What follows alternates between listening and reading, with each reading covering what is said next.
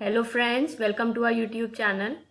Friends, जैसा कि आप सब जानते हैं, ये श्रावण मास चल रहा है और आज सोमवार है।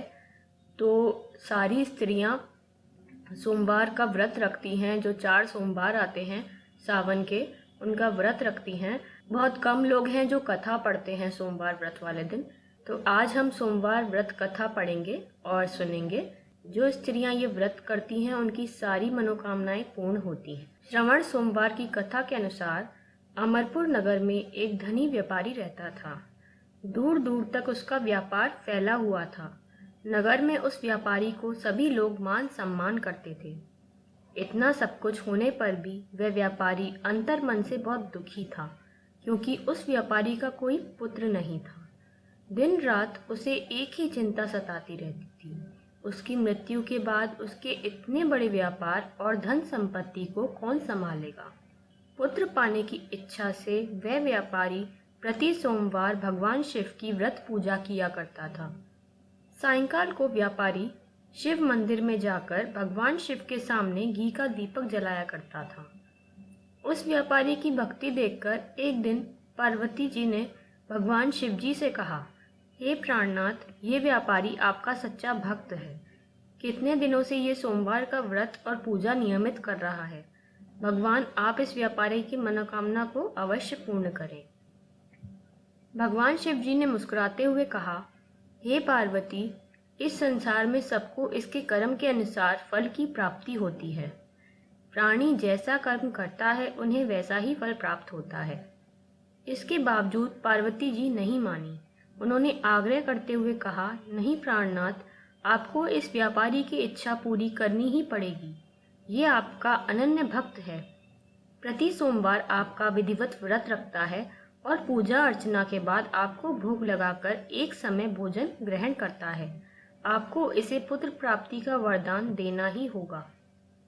पार्वती का इतना आग्रह देखकर भगवान शिव जी ने कहा, तुम्हारे आग्रह पर मैं इस व्यापारी को पुत्र प्राप्ति का वरदान देता हूँ, लेकिन इसका पुत्र 16 वर्ष से अधिक जीवित नहीं रहेगा।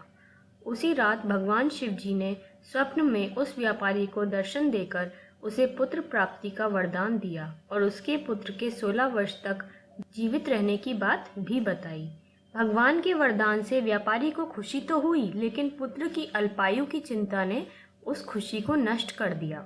व्यापारी पहले की तरह सोमवार को विधिवत व्रत करता रहा। कुछ महीने पश्चात उसके घर अति सुंदर पुत्र उत्पन्न हुआ। पुत्र जन्म से व्यापारी के घर में खुशियां भर आईं।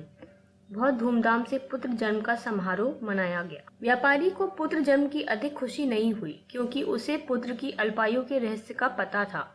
ये रहस्य घर में किसी को नहीं मालूम था। विद्वान ब्राह्मणों ने उस पुत्र का नाम अमर रखा। जब अमर 12 वर्ष का हुआ तो शिक्षा के लिए उसे वाराणसी भेजने का निश्चय हुआ।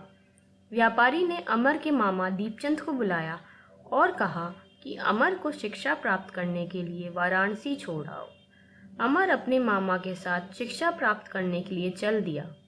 रास्ते में जहाँ भी अमर और दीपचंद रात्रि विश्राम के लिए ठहरते, वहीं यज्ञ करते और ब्राह्मणों को भोजन कराते थे।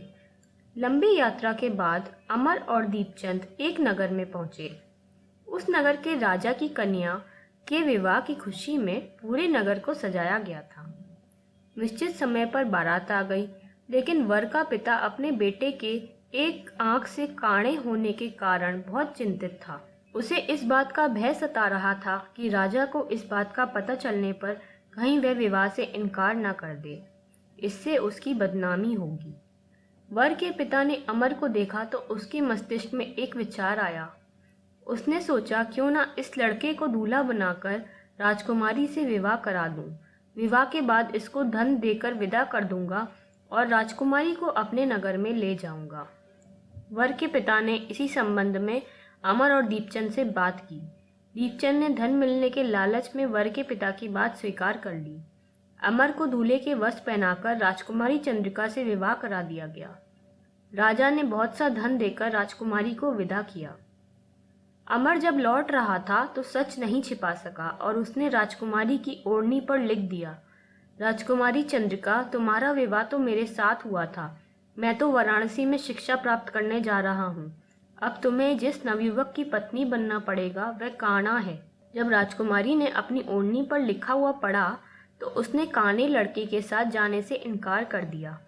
राजा ने सब बातें जानकर राजकुमारी को महल में रख लिया। उधर अमर अपने मामा दीपचंद के साथ वाराणसी पहुंच गया। अमर ने गुरुकुल में पढ़ना शुरू कर दिया। जब अमर की आयु 16 वर्ष पूरी हुई तो उसने एक यज्ञ किया। यज्ञ की समाप्ति पर ब्राह्मणों को भोजन कराया और खूब अन्न वस्त्र दान किए। रात को अमर अपने शयन कक्ष में सो गया। शिव के वरदान के अनुसार शयनावस्था में ही अमर के प्राण पखेरु उड़ गए। सूर्योदय पर मामा अमर को मृत देखकर रोने पीटने लगा। आसपास के लोग भी एकत्र होकर दुख प्रकट करने लगे। मामा के रोने विलाप करने के स्वर समीप से गुजरते हुए भगवान शिव और माता पार्वती ने भी सुने। पार्वती जी ने भगवान से कहा, प्राणनाथ, मुझसे इसके रोने के स्वर सहन नहीं हो रहे। आप इस व्यक्ति के कष्ट अवश्य दूर करें। भगवान शिव ने पार्वती जी के साथ अदृश्य रूप में समीप जाकर अमर को देखा तो पार्वती जी से बोले, पार्वती, ये तो उसी व्यापारी का पुत्र है। मैंने इसे 16 वर्ष की आयु का वरदान दिया था। इसकी आयु तो पूरी हो गई। पार्वती जी ने फिर भगवान शिव से निवेदन किया, हे प्राणनाथ, आप इस लड़के को जीवित करें, नहीं तो इसके माता पिता पुत्र की मृत्यु के कारण रो रोकर अपने प्राणों का त्याग कर देंगे। इस लड़के का पिता तो आपका परम भक्त है, वर्षों से सोमवार का व्रत करते हुए आपको भोग लगा रहा है। पार्वती के आग्रह करने पर भगवान शिव जी ने उस लड़के को जीवित खोने का वरदान दिया और कुछ ही पल में वह जीवित होकर उठ बैठा। शिक्षा समाप्त करके अमर मामा के साथ अपने नगर की ओर चल दिया। दोनों चलते हुए उसी नगर में पहुंचे जहां अमर का विवाह हुआ था। उस नगर में भी अमर ने यज्ञ का आयोजन किया। समीप से गुजरते हुए नगर के राजा ने यज्ञ का आयोजन देखा। राजा ने अमर को तुरंत पहचान लिया। यज्ञ समाप्त होने पर राजा अमर और उसके मामा को महल में ले गया और कुछ दिन उन्हें महल में रखकर बहुत सा धन वस्त्र देकर राजकुमारी के साथ विदा किया। रास्ते में सुरक्षा के लिए राजा ने बहुत से सैनिकों को भी साथ भेजा। दीपचंद ने नगर में पहुंचते ही एक दूत को घर भेजकर अपने आगमन की सूचना दी। अपने बेटे अमर के जीवित वापस लौटने की सूचना से व्यापारी बहुत प्रसन्न हुआ। व्यापारी ने अपनी पत्नी के साथ स्वयं को एक कमरे में बंद कर रखा था। भूखे प्यासे रहकर व्यापारी और उसकी पत्नी बेटे की प्रतीक्षा कर रहे थे। उन्होंने प्रतिज्ञा कर रखी थी कि यदि उन्हें अपने बेटे की मृत्यु का समाचार मिला तो दोनों अपने प्राण त्याग देंगे। व्यापारी अपनी पत्नी और मित्रों के साथ नगर के द्वार पर पहुंचा। अपने बेटे के विवाह का समाचार सुनकर पुत्रवधू राजकुमारी चंद्रिका को देखकर उसकी खुशी का ठिकाना ना रहा। उसी रात भगवान शिव ने व्यापारी के स्वप्न में आकर कहा, हे श्रेष्ठी, मैंने तेरे सोमवार के व्रत करने और व्रत कथा सुनने से प्रसन्न होकर तेरे पुत्र को लंबी आयु प्रदान की है। व्यापारी बहुत प्रसन्न हुआ। सोमवार का व्रत करने से व्यापारी के घर में खुशियां लौट आईं। शास्त्रों में लिखा है कि जो स्त्री पुरुष सोमवार का विधिवत व्रत करते और व्रत कथा सुनते हैं उनकी सभी इच्छाएं पूरी होती हैं। ओम नमः शिवाय। धन्यवाद।